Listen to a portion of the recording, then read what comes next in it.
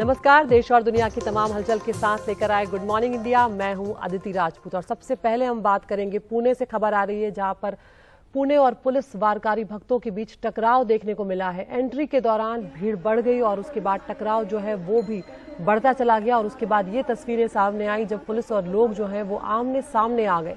वारकारी भक्तों पर पुलिस के लाठीचार्ज का आरोप यहाँ पर लगा है। पुलिस के मुताबिक एंट्री पास को लेकर बहस हुई और स्थानीय पुलिस का लाठीचार्ज से इनकार भी है यहाँ पर, लेकिन तस्वीरें साफ यहाँ पर दिखा रही है कि पुलिस और लोग जो हैं वो आमने सामने आ गए और भीड़ यहाँ पर कहीं ना कहीं अनियंत्रित भी हुई है। भीड़ को नियंत्रित करने की कोशिश की गई, पुलिस का ये भी कहना है। पूरे मामले में विपक्ष ने यहाँ पर राज्य सरकार को घेरा है। विपक्ष का कहना है कि पहली वारकारी भक्तों पर लाठीचार्ज क्यों ही किया गया, मामले की गंभीरता से जांच की जाए। उधर उप मुख्यमंत्री देवेंद्र फडणवीस ने लाठीचार्ज के आरोपों से इनकार करते हुए कहा है कि हम इस मामले को गंभीरता से ले रहे हैं। तो यहाँ पर इस मुद्दे पर विपक्ष और सरकार जो है वो आमने सामने आ गए हैं, लेकिन तस्वीरें साफ दिखा रही हैं पुणे में किस तरह की स्थिति उस वक्त हुई है। काफी तनाव यहाँ पर देखने को मिला जब वारकारी भक्त जो है वो और पुलिस आमने सामने आ गए पंढरपुर यात्रा के वक्त। सबसे पहले यहाँ पर आपको उप मुख्यमंत्री देवेंद्र फडणवीस ने क्या कुछ कहा है वो सुनवाते हैं। पहिली गोष्ट तर लाठीचार्ज झालेला नाही, मात्र तिथे थोडी बाचाबाची किंवा झटापट झाली आहे आणि मात्र तिथे आपण जर व्हिडिओ जरी बघितले तरी कुठेही लाठीचार्ज झाला नाही। त्यांना थांबवण्याचाच प्रयत्न केलाय, नंतर सगळी परिस्थिती शांत झाली आहे। त्या ठिकाणी चर्चा देखील चाललेली आहे। मुळातच स्टॅम्पीड होऊ नये म्हणून हा निर्णय झालेला होता। पोलिसांनी कुठलाही नवा निर्णय त्या ठिकाणी केला नाहीये। तथापि या संपूर्ण घटनेकडे आम्ही गांभीर्याने बघतो आहोत। काही माध्यमांनी अतिशय संयमानं घडलेली घटना ही योग्य प्रकारे दाखवली, काहींनी मोठा लाठीचार्ज झाला वगैरे असं चित्र तयार केलं। असं चित्र तयार करणं योग्य नाही, असं झालेलंही नाहीये। तो यहाँ पर उप मुख्यमंत्री देवेंद्र फडणवीस कह रहे हैं कि लाठीचार्ज नहीं हुआ है, वहां पर थोड़ी बहस हुई है बातचीत करते करते और अब स्थिति की गंभीरता से जांच की जा रही है और मामले को गंभीरता से ले रहे हैं। लेकिन विपक्ष यहाँ पर आरोप लगा रहा है सरकार पर कि ये हिंदुत्व सरकार है। यहाँ पर संजय राउत ने ट्वीट करके तंज कसा है और कहा है कि ये हिंदुत्व सरकार है। वारकारों ने आज पुलिस के डंडे खाए, कल बंदूकों का सामना करेंगे। और इस पूरे मामले पर विस्तार से जानकारी दे रहे हैं हमारे सहयोगी सोहित मिश्रा। जी देखिए, हर साल पंढरपुर जो महाराष्ट्र में काफी अहमियत रखती है, वहां पर लाखों की संख्या में वारकरी जाने की शुरुआत करते हैं और इसकी शुरुआत आळंदी से होती है। आळंदी में अगर मैं आपको बताऊं तो वहां पर संत ज्ञानेश्वर महाराज की जो पादुका होती है उससे वो वहां से लेकर फिर वहां से पंढरपुर तक जाते हैं और 29 जून को वो पंढरपुर पहुंचेंगे। ऐसे में जब इसकी शुरुआत हो रही थी, जो जानकारी मिली वो ये है कि जो मंदिर की जो अंदर जो जगह है, जो भीतर का जगह है, वहां पर 75 लोगों की जगह है और लेकिन वहां पर क्योंकि फुल हो चुकी थी वो जगह पूरी तरह भरी थी और भी लोग अंदर घुसने की कोशिश कर रहे थे। इस सबके बीच में ये कहा जा रहा है कि कुछ बैरिकेड हटाए गए या उसको तोड़ने की कोशिश की गई और ऐसे में जब 300-400 लोग अंदर आने की कोशिश कर रहे थे तब भीड़ को काबू में करने के लिए पुलिस ने लाठीचार्ज किया। विपक्ष की ओर से सवाल ये उठाया जा रहा है कि लाठीचार्ज करने की नौबत क्यों आई, जब पुलिस इस भीड़ को काबू क्यों नहीं कर पाई। और ऐसे में यह पहली बार हुआ है जब वारकरी समाज, ये वो समाज है जो महाराष्ट्र के भीतर हर जगह पर मौजूद है, आम आदमी है जो वारकरी बन एक तरीके से पंढरपुर की ओर जाता है। इसमें आपको शिक्षक मिल जाएंगे, डॉक्टर मिल जाएंगे, इंजीनियर मिल जाएंगे, ऐसे कई लोग आपको इसमें मिल जाएंगे। ऐसे में एक आम आदमी पर लाठीचार्ज करने की क्या जरूरत पड़ी, ये विपक्ष का सवाल है। जबकि देवेंद्र फडणवीस हो या फिर पुलिस हो, उनका ये कहना है कि लाठीचार्ज नहीं किया गया, केवल कार्रवाई की गई ताकि लोगों को काबू में किया जा सके। लेकिन जिस तरह के हालात हैं वहां पर या जो तस्वीरें सामने आई है उसमें जरूर पुलिस की ओर से लाठियों का इस्तेमाल करते हुए दिखाया जा रहा है और ऐसे में ये जो मामला है ये बढ़ता जा रहा है। विपक्ष की ओर से सवाल पूछा जा रहा है, चाहे वो अजित पवार हो, छगन भुजबल हो, संजय राउत हो, नाना पटोले हो, हर किसी ने इसे लेकर सरकार को घेरने की कोशिश की है और आज भी दिन भर इसे लेकर कहीं ना कहीं विपक्ष की ओर से सरकार को घेरने की कोशिश की जाएगी। मंदिर के भीतर भीड़ जरूरत से ज्यादा होने के बाद काबू करने के लिए ये कार्रवाई की गई है। ऐसे में जिस तरह से कार्रवाई हुई है उसे लेकर अब सरकार सवालों के घेरे में है। उत्तराखंड के उत्तरकाशी की बात करते हैं। उस जिले में समुदाय विशेष के व्यापारियों और स्थानीय लोगों के बीच विवाद लगातार जारी है। समुदाय विशेष के कई व्यापारियों ने विवाद के बाद कारोबार समेटकर पुरोला इलाका छोड़ दिया है। मामला एक नाबालिग लड़की के अपहरण की कोशिश से जुड़ा हुआ है। आरोप एक समुदाय के शख्स समेत 2 लोगों पर है। उन लोगों को गिरफ्तार भी किया जा चुका है, लेकिन ये विवाद फिलहाल थमा नहीं है। विवाद की वजह से कल व्यापारियों ने दुकानें बंद रखी है। सूत्रों के मुताबिक पिछले हफ्ते कुछ अज्ञात लोगों ने समुदाय विशेष के व्यापारियों की दुकानों पर पोस्टर चिपका दिए थे, जिसके बाद 11 दुकानदार पुरोला से पलायन कर चुके हैं। वहीं उत्तरकाशी पुलिस ने ट्वीट कर कहा है कि पुरोला इलाके की शांति के लिए अहम बैठक हुई। व्यापारियों और स्थानीय नागरिकों की ओर से तनाव को खत्म करने का आश्वासन मिला है।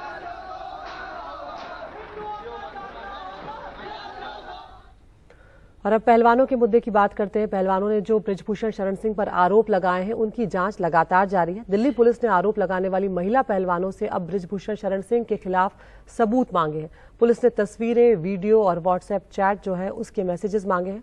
वहीं बृजभूषण शरण सिंह ने उत्तर प्रदेश के गोंडा में कल रैली की और ऐलान किया कि वो अगला लोकसभा चुनाव भी लड़ने जा रहे हैं। तो यहाँ पर ये मामला लगातार चल रहा है। सरकार और पहलवानों की बातचीत और मुलाकात हुई है और एक तरह से पहलवानों को भरोसा दिलाया गया है कि इस मामले में निष्पक्ष तरीके से कार्रवाई की जाएगी। लेकिन बृजभूषण शरण सिंह की तरफ से भी लगातार बयानबाजी जारी है, ताकत का प्रदर्शन लगातार जारी है।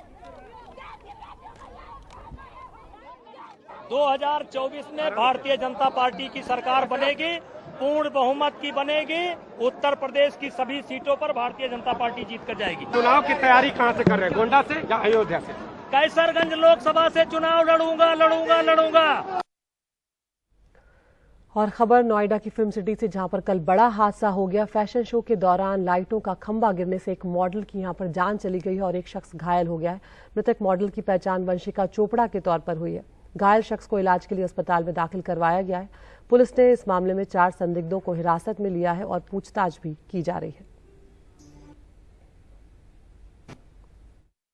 फिल्म सिटी में एक निजी स्टूडियो में फैशन शो के दौरान लाइटिंग ट्रस्ट गिरने से 24 वर्षीय वंशिका चोपड़ा पुत्री पवन चोपड़ा की मृत्यु हो गई। साथ ही साथ एक अन्य पुरुष जिनका नाम बॉबी राज है, वो भी घायल हुए और उनका इलाज इस समय कैलाश अस्पताल में चल रहा है। वंशिका की मृत्यु कैलाश हॉस्पिटल लाने के पहले ही हो गई थी। घटना से जुड़े 4 संदिग्ध अभियुक्तों को हिरासत में लिया गया है, उनसे पूछताछ चल रही है। अन्य विधिक कार्रवाई प्रस्तुत है।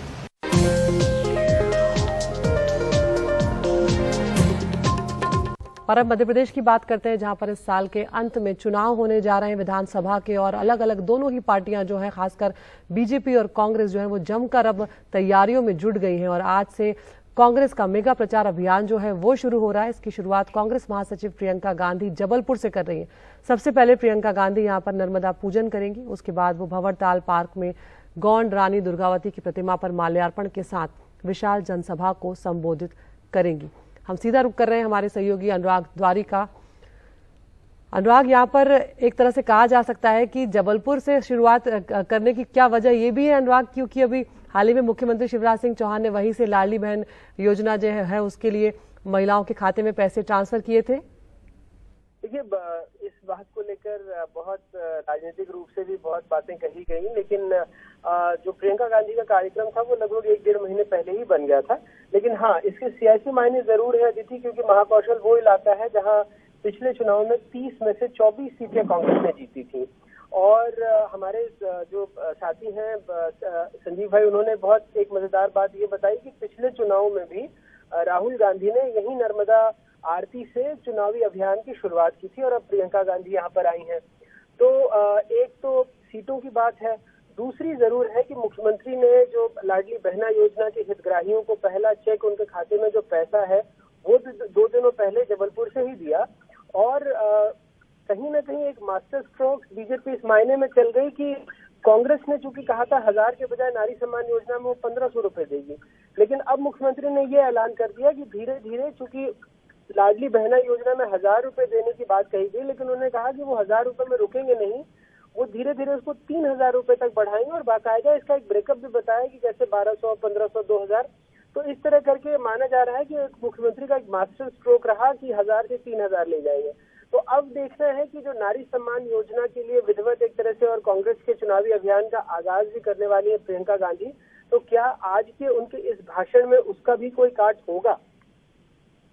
बिल्कुल अनुराग, और हिमाचल और कर्नाटक की जीत के बाद अनुराग कहीं ना कहीं ये कहा जा सकता है कि कांग्रेस जो अपनी पुरानी जो रणनीतिक भूलें थी शायद उनको भी कहीं ना कहीं सुधारने की कोशिश कर रही है, क्योंकि पिछले लंबे वक्त से इतनी जल्दी चुनाव की तैयारियों में कांग्रेस को जुटते नहीं देखा था।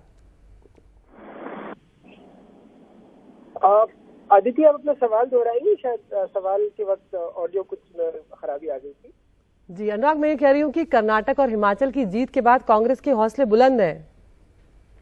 बिल्कुल, और कहीं ना कहीं मध्य प्रदेश में उसको ऐसा लग रहा है कि सरकार बनाने की पूरी संभावना है, और इसलिए कई तरह के ऐलान भी यहाँ पर पहले से चुनाव से पहले ही किए गए हैं। जैसे नारी सम्मान योजना के बाकायदा घर घर जाकर फॉर्म भरवाए जा रहे हैं, कांग्रेस के कार्यकर्ता घर घर जा रहे हैं। ये भी कहा गया है कि सरकार बनने पर सिलेंडर 500 रुपए में दिया जाएगा, और भी कई तरह के ऐलान किए गए हैं।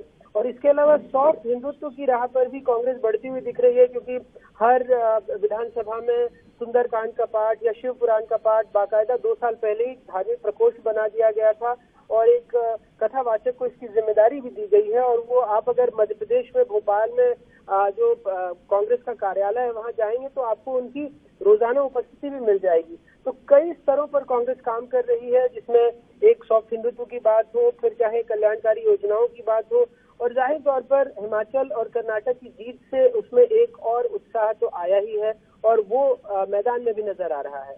बिल्कुल, बहुत बहुत शुक्रिया अनुराग, आपके पास हम आते रहेंगे। तो तैयारियां हम दिखा रहे हैं, जिस तरह से अनुराग बता रहे हैं कि सॉफ्ट हिंदुत्व का रुख अपनाती हुई कांग्रेस अक्सर चुनाव में नजर आती है, और ये गदा जो है वो कहीं ना कहीं उसके संकेत भी दे रहा है। अब देखते हैं कि किस तरह से जो कांग्रेस की नारी सम्मान योजना है उसको कांग्रेस आगे बढ़ाती है यहाँ पर शिवराज सिंह चौहान के ऐलान को काउंटर करने के लिए। बिहार के मुख्यमंत्री नीतीश कुमार 2024 के लोकसभा चुनाव की तैयारियों में जुटे हुए हैं और लगातार विपक्षी दलों को एकजुट करने में भी लगे हुए हैं। हालांकि उन्हीं की पार्टी जेडीयू के राष्ट्रीय अध्यक्ष ने कहा कि नीतीश कुमार प्रधानमंत्री पद के दावेदार नहीं है, वो बीजेपी मुक्त देश के निर्माण के लिए आगे बढ़े और विपक्ष को एकजुट कर रहे हैं। अगर देश बीजेपी मुक्त हो जाएगा तो सभी पार्टियां बैठकर तय करेंगी कि मुखिया कौन होगा। नीतीश कुमार जी प्रधानमंत्री के उम्मीदवार नहीं हैं। नीतीश कुमार जी भाजपा मुक्त देश के निर्माण के लिए आगे बढ़े हैं और विपक्षी एकता को एक करने में लगे। आप लोग इस तरह का नारा लगाते हैं, इससे विपक्षी एकता को में रुकावट पैदा होता है। ऐसा कभी मत करिएगा। हम पार्टी के कार्यकर्ताओं से आग्रह करेंगे, पूरे प्रदेश के कार्यकर्ताओं से आग्रह करेंगे कि जब चुनाव हो जाएगा, यह देश भाजपा मुक्त हो जाएगा, जिस तरह पटना में सभी पार्टी बैठकर आगे की रणनीति तय करेंगे, उसी तरह चुनाव के बाद सभी पार्टी बैठकर तय करेंगे कि इस देश का मुखिया कौन होगा, और जो भी होगा इस देश में लोकतंत्र को स्थापित करेगा, पुनः उसको स्थापित करेगा। तो यहाँ पर फिलहाल जेडीयू ने ये साफ कर दिया है कि नीतीश कुमार प्रधानमंत्री पद के उम्मीदवार नहीं है, लेकिन विपक्ष को एकजुट करने की कोशिश में सबसे ज्यादा नीतीश कुमार की ही कोशिशें जो है वो नजर आ रही हैं। और एक और कोशिश आम आदमी पार्टी भी कर रही है। दिल्ली के रामलीला मैदान में आम आदमी पार्टी ने केंद्र सरकार के अध्यादेश के खिलाफ कल रैली की है। इस महारैली का नाम भी दिया गया था और इसमें अच्छी खासी भीड़ भी जुटी। अरविंद केजरीवाल और भगवंत मान ने जमकर प्रधानमंत्री और केंद्र सरकार पर हमले किए हैं। इसमें बीजेपी ने अरविंद केजरीवाल की भाषा पर आपत्ति भी जाहिर की है।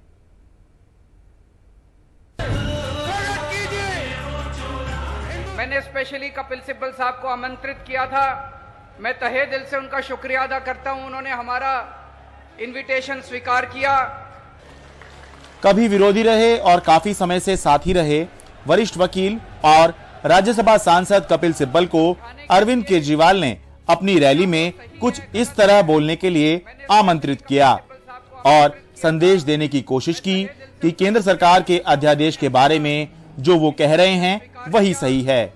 मैं पूरे मान और सम्मान के साथ कपिल सिब्बल साहब को इनवाइट करना चाहता हूं। सुप्रीम कोर्ट ने यह फैसला दिया कि जहां तक अधिकारियों का सवाल है, जहां तक सेक्रेटरी होम का सवाल है, प्रिंसिपल सेक्रेटरी का सवाल है, सेक्रेटरी टू डिपार्टमेंट का सवाल है, वो सेक्रेटरी, सुप्रीम कोर्ट ने कहा केवल रिस्पॉन्सिबिलिटी उनकी मंत्रिमंडल को होगी। इन्होंने 19 मई को एक अध्यादेश जारी कर दिया, मंत्रिमंडल को जीरो कर दिया, चीफ मिनिस्टर को जीरो कर दिया, पावर ब्यूरोक्रेट्स को दे दी और फैसला केंद्र सरकार करेगी। तो फिर आपने काहे को असेंबली बनाई, काहे को आपने चुनाव दिया, काहे को आपने मंत्रिमंडल बनाया?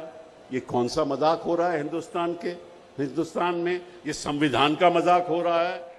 दिल्ली के ऐतिहासिक रामलीला मैदान में रैली के दौरान केजरीवाल ने केंद्र सरकार पर तानाशाही करने का आरोप लगाया। 75 साल के भारत के इतिहास में पहली बार एक प्रधानमंत्री आया है जो कहता है मैं सुप्रीम कोर्ट को नहीं मानता। जब देश का प्रधानमंत्री कहता है मैं सुप्रीम कोर्ट को नहीं मानता, इसी को तानाशाही कहते हैं, इसी को हिटलर शाही कहते हैं, जनतंत्र खत्म होना कहते हैं। वहीं केजरीवाल के इस बयान से साफ हुआ कि अध्यादेश बहाना है, 2024 निशाना है। मोदी जी के 21 साल, मेरे 8 साल, दोनों के देख लो किसने ज्यादा काम किया। पंजाब के मुख्यमंत्री भगवंत मान ने दावा किया कि अगर बीजेपी 2024 में जीती तो फिर देश में चुनाव नहीं होंगे। अगर ये 2024 में जीत गए, ये संविधान बदल देंगे, उसके बाद इलेक्शन नहीं होंगे देश में। भ्रष्टाचारी हैं। वहीं बीजेपी ने अरविंद केजरीवाल की भाषा पर आपत्ति जताई है। लेकिन जिस भाषा का प्रयोग उन्होंने आज किया है वो उनके छिछोरेपन को दिखाता है। जिस भाषा का उन्होंने प्रयोग किया है उसे सुनकर छिछोरापन भी शर्मिंदा हो जाए, उस निचले स्तर तक केजरीवाल गए। अपने भ्रष्टाचार, अपने झूठ को छुपाने के लिए आप कुछ भी अनाप शनाप बोलेंगे और दिल्ली वाले सुनेंगे। केंद्र सरकार के अध्यादेश के खिलाफ आपने रैली रखी थी। आम आदमी पार्टी ने पहली बार किसी रैली को महारैली का नाम दिया था। 1 लाख लोग जुटाने का लक्ष्य था। भीषण गर्मी के बावजूद अच्छी खासी भीड़ जुटी। कुल मिलाकर आम आदमी पार्टी की कोशिश है कि इस अध्यादेश के बहाने इस लड़ाई को नरेंद्र मोदी बनाम अरविंद केजरीवाल प्रोजेक्ट किया जाए, ताकि 2024 के लोकसभा चुनावों में अरविंद केजरीवाल को विपक्ष का सबसे बड़ा या एक बड़ा चेहरा प्रोजेक्ट किया जा सके।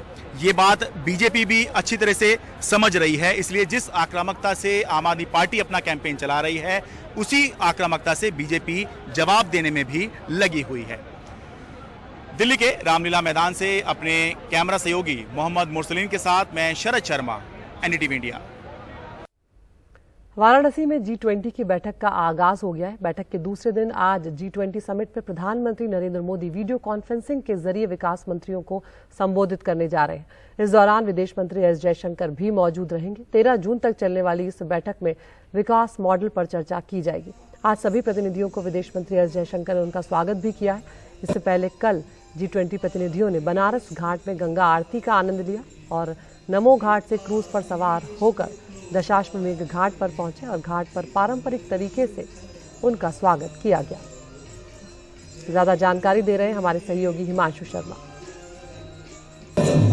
बनारस के गंगा आरती की पूरी दुनिया में अपनी एक अलग पहचान है। यही कारण है कि जब G20 का मेजबानी का भारत को अवसर मिला तो और बनारस में वो मीटिंग होने को हुई तो सारे डेलीगेट्स को बनारस ले आया गया, उन्हें गंगा आरती दिखाने के लिए, बनारस की संस्कृति, भारत की संस्कृति से परिचित कराने के लिए। यहाँ पर सारे डेलीगेट्स 20 देशों के विकास मंत्रियों की बैठक हो रही है बनारस में।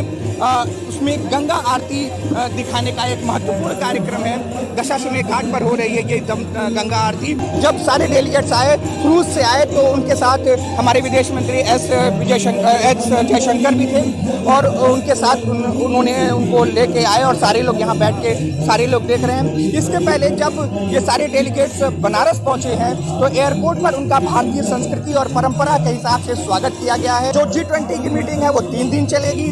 3 दिन की मीटिंग में जो 13 तारीख तक चलेगी, कल उसका मुख्य मीटिंग है ट्रेड फैसिलिटेशन सेंटर में ये मीटिंग होने वाली है। उसमें प्रधानमंत्री नरेंद्र मोदी वर्चुअली जुड़ेंगे। हमारे मुख्यमंत्री सीएम योगी आदित्यनाथ भी आ चुके हैं। वो भी आज रात को जो सारे डेलीगेट्स हैं वो जब डिनर करेंगे तो उनके साथ वो भी उस डिनर में मौजूद रहेंगे। कल भी उस कार्यक्रम में जो मीटिंग होने वाली है उसमें भी वो मौजूद रहेंगे। किस तरह से ये आयोजन है, इतना भव्य आयोजन हुआ है, ये इतना शानदार आयोजन है और प्रशासन शासन ने इसको कहीं कम करने में किसी तरह की कोई कमी नहीं छोड़ रखी है। सुरक्षा की भी जबरदस्त व्यवस्था की गई है। अब पूरी तरह से शासन की कोशिश है कि हम भारत देश की संस्कृति और जो हमारे बनारस की संस्कृति है, जो मेहमानों के स्वागत की जो परंपरा है, उससे अपने मेहमानों का स्वागत करें और जिससे कि वो जब यहाँ से जाएं तो उनके मन में यहाँ की जो ये अच्छी यादें हैं वो हमेशा बनी रहे। वाराणसी से पुरुषोत्तम के साथ मैं हिमांशु शर्मा, एनडीटीवी इंडिया। की बात करते हैं, वहां से डिपोर्टेशन यानी कि जबरन वापस भेजे जाने की आशंका झेल रहे भारतीय छात्रों के लिए कुछ राहत की खबर आई है। कुछ छात्रों के डिपोर्टेशन नोटिस पर स्टे मिल गया है और उम्मीद की जा रही है कि अन्य छात्रों के मामले में भी ऐसा ही होगा। छात्रों के साथ अन्याय ना हो, इस बाबत भारत सरकार की कोशिशें भी लगातार जारी हैं। हमारे सहयोगी उमाशंकर सिंह की रिपोर्ट। डिपोर्टेशन नोटिस के खिलाफ कनाडा में प्रदर्शन कर रहे भारतीय छात्र, इनके लिए उम्मीद जगी है क्योंकि सूत्रों के मुताबिक कुछ छात्रों को डिपोर्टेशन नोटिस पर स्टे मिल गया है, यानी अभी उनको जबरन भारत नहीं भेजा जाएगा। कुछ छात्रों को स्टे दिया गया है, ये कितनी बड़ी राहत की बात है और कितने छात्र ऐसे हैं जिनको डिपोर्टेशन पे स्टे दिया गया है? अभी एक्चुअली सिर्फ एक ही है जो मतलब सबसे आगे जो डिपोर्टेशन जिनको डेट मिली हुई थी वो 30 जून की थी और उनके भी पोस्टपोन की गई है। तो मतलब कैंसिल भी नहीं हुई, अभी पोस्टपोन हुई है उनका। आई थिंक सीम्स लाइक कि गवर्नमेंट को थोड़ा सा और टाइम वगैरह चाहिए था, तो इसलिए उन्होंने उसको पोस्टपोन कर दिया। सूत्रों के मुताबिक जिन छात्रों को डिपोर्टेशन का नोटिस मिला है उनकी तादाद 700 नहीं बल्कि काफी कम है। इनमें से अधिकतर वे छात्र हैं जो 2017 से 2019 के बीच कनाडा गए। पढ़ाई पूरी करने के बाद जब इन्होंने वर्क परमिट या परमानेंट रेजिडेंट बनने के लिए आवेदन दिया तो इनके कुछ कागजात फर्जी निकले।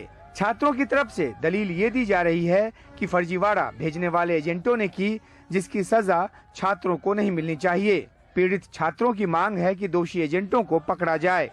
गलती जो है वो निकलकर सामने आना चाहिए, तब वहाँ के कानून के हिसाब से ज्यादा पुख्ता मदद मिल पाएगी भारतीय छात्रों को, यानी कि एजेंट की गिरफ्तारी हो, इस तरह की बात है। जी 100%, क्योंकि मतलब ये एक ऐसा काम है जो मतलब बिल्कुल जरूर होना चाहिए। लेकिन हमारा जो इंडिया का सिस्टम है वहाँ पे हम सारा कुछ एजेंट के ऊपर छोड़ देते हैं ना, तो एजेंट ने मतलब उसमें जो कुछ भी किया। लेकिन कैनेडियन सिस्टम के हिसाब से वो कहते हैं कि आपने डिक्लेयर किया है कि ये सारे डॉक्यूमेंट आपके हैं और आप उसके बाद फाइल लगा रहे हैं। तो इसमें इसीलिए अगर वो एजेंट पकड़े जाएंगे तब, क्योंकि एक एजेंट नहीं है, काफी एजेंट्स हैं ना, कुछ पंजाब में है, कुछ मुझे पता चला चंडीगढ़ और उत्तराखंड के से भी हैं।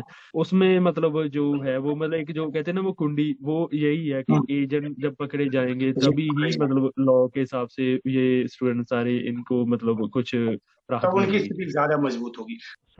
भारतीय छात्रों को डिपोर्टेशन के नोटिस का मामला सामने आने के बाद विदेश मंत्री एस जयशंकर ने भी कनाडा के विदेश मंत्री से बात की। विदेश मंत्रालय ने छात्रों के साथ मानवीय आधार पर बर्ताव की अपील की।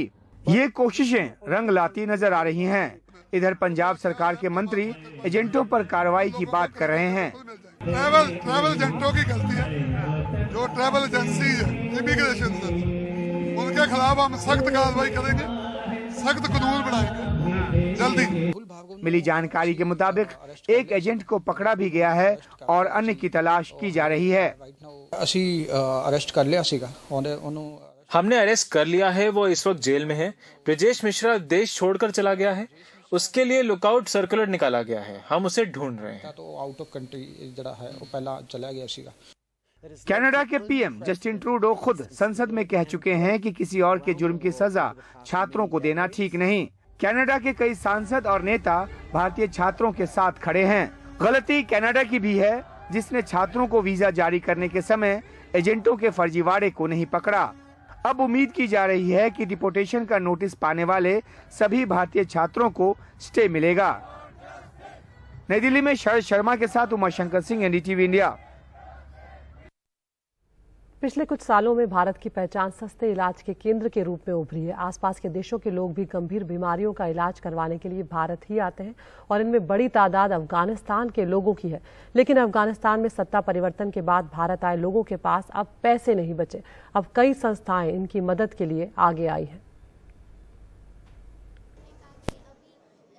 12 साल की निहाल अफगानिस्तान की हैं और अपनी मां के इलाज के सिलसिले में दिल्ली में रह रही हैं।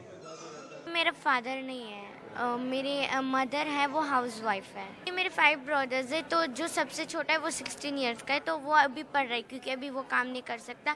और मेरे जो सबसे बड़ा ब्रदर है उनको एक्चुअली कॉलेज पढ़ना था, लेकिन इतना पैसे नहीं दे सकते हम उनको कॉलेज पढ़वाने के लिए, तो वो घर पे मम्मी की कुकिंग में हेल्प करते, वो हर चीज़ बना सकते हैं। और मेरे 3 भाई काम करता है। यहाँ पे मैं अपनी मम्मी को दिखाने आई हूँ और मेरे घुटनों में थोड़े और पेट में दर्द होता है, तो वो दिखाने आई।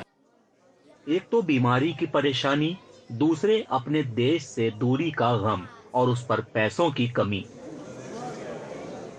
ये सारी चीजें मिलकर किसी को भी तोड़ दें, लेकिन गनीमत ये है कि कुछ संस्थाएं यहाँ पर इनकी हर तरह से मदद कर रही हैं, जैसे CD फाउंडेशन और यूनाइटेड सिख फाउंडेशन। यहाँ पे मेडिकल कैंप के अंदर काफ़ी सारे डॉक्टर्स यहाँ पर अवेलेबल हैं। जो ज़्यादा प्रॉब्लम्स आ रही हैं यहाँ साइकेट्रिस्ट की प्रॉब्लम्स ज़्यादा आ रही हैं जो लोग, क्योंकि डिप्रेशन में लोग ज़्यादा हैं, क्योंकि आधी फैमिलीज़ यहाँ पे हैं और आधी फैमिली अफगानिस्तान के अंदर है। तो ये प्रॉब्लम्स हमें सबसे ज़्यादा, हमें यहाँ साइकेट्रिस्ट की ज़रूरत ज़्यादा पड़ी है। हमें 2 साइकेट्रिस्ट हमारे यहाँ काम कर रहे हैं। अलग अलग तरह की बीमारियों से जूझ रहे इन लोगों के इलाज में जुटे डॉक्टरों का कहना है कि कई बीमारियां पोषण की कमी और मानसिक तनाव के कारण हैं। ज़्यादातर न्यूरोपैथी की प्रॉब्लम्स हैं इनको, जैसे कमर दर्द और हाथ पाँव में दर्द, कंधे जाम, फ्रोजन शोल्डर भी काफ़ी पेशेंट्स को देखे हैं मैंने आज। और बच्चे भी आए थे, छोटे छोटे बच्चे जिनको नी में पेन है, मे बी न्यूट्रिशनल डेफिशिएंसी के साथ भी एसोसिएटेड होती है ये सब चीज़ें। काफ़ी लोग काफ़ी दिनों से पेन में है, मतलब 2-2, 3-3 साल की पेन है। मैं भी जब अफगानिस्तान से माइग्रेट हो गया है तब से पेन नहीं थे। यहाँ पर जो मैंने जितने पेशेंट्स देखे हैं वहाँ डिप्रेशन, एंजाइटी, ट्रॉमा और स्लीप प्रॉब्लम्स के इश्यूज़ हैं। यहाँ पर हम काउंसलिंग और थेरेपी प्रोवाइड करते हैं, स्लीप हाइजीन प्रोटोकॉल बताते हैं, रिलैक्सेशन टेक्निक्स बताते हैं जिससे वो बेटर अपने आप को हैंडल कर सकें। And we also are holding a workshop for stress management. Afghanistan refugee जिनकी कोई मदद करने के लिए तैयार नहीं था, वहीं पर भारत ने मदद का हाथ बढ़ाया। आज से ठीक 2 साल पहले काफ़ी अफगानी रिफ्यूजी इंडिया आ तो गए, लेकिन उनके पास ना तो कोई घर था, ना कोई मेडिकल फैसिलिटीज़। और इसी बीच में CD फाउंडेशन और यूनाइटेड सिख फाउंडेशन, जो कि आज कैंप लगा रही हैं अफगानिस्तान एम्बेसी में, और सारे अफगानियों के लिए जो रिफ्यूजी थे उनके लिए मदद कर रही हैं। मैं यूसुफ खान, कैमरा पर्सन अशोक मालिक के साथ NDTV इंडिया के लिए। People from all parts of the country,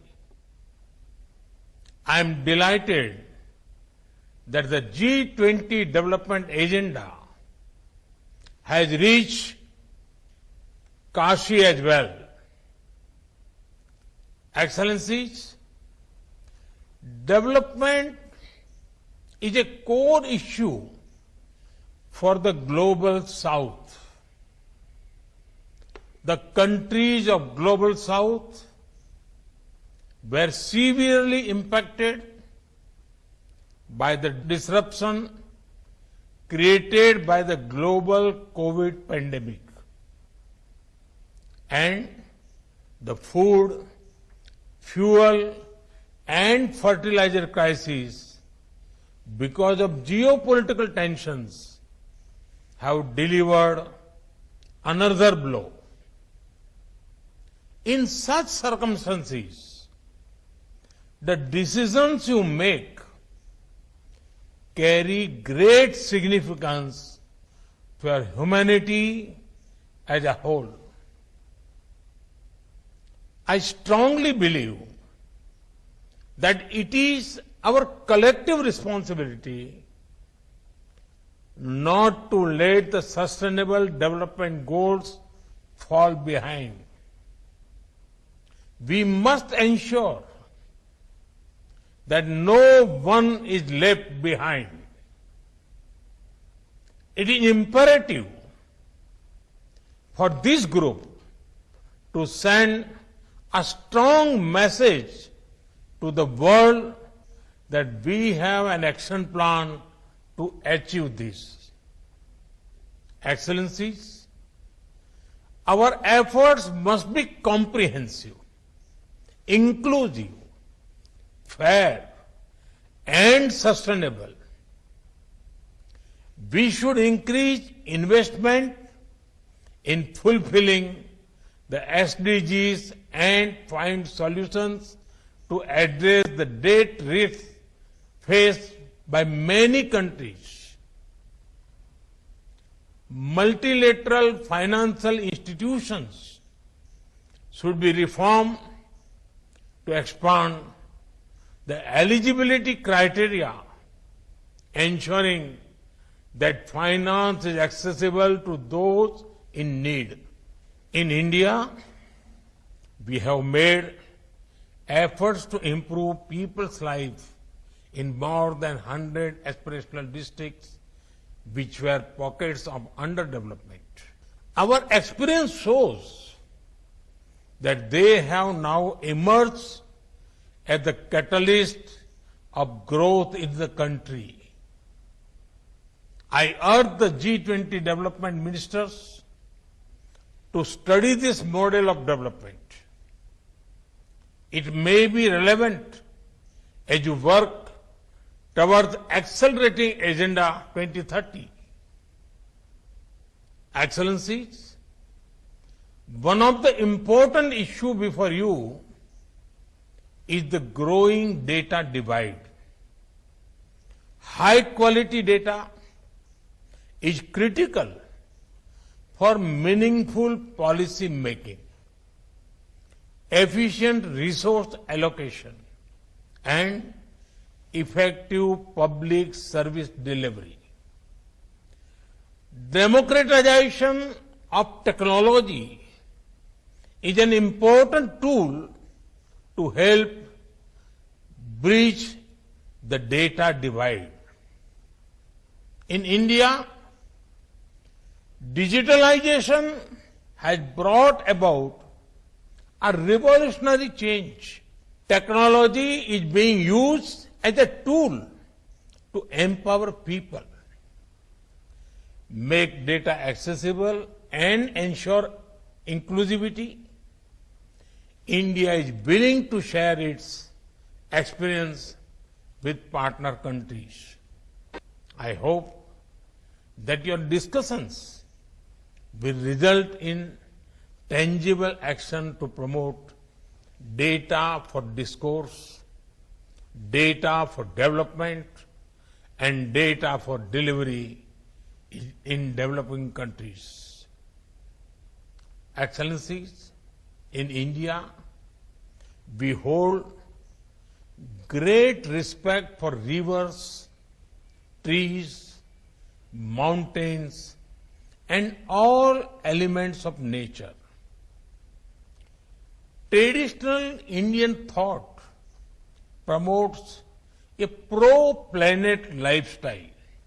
Last year, along with the UN Secretary General, I launched Mission Life, Lifestyle for Environment.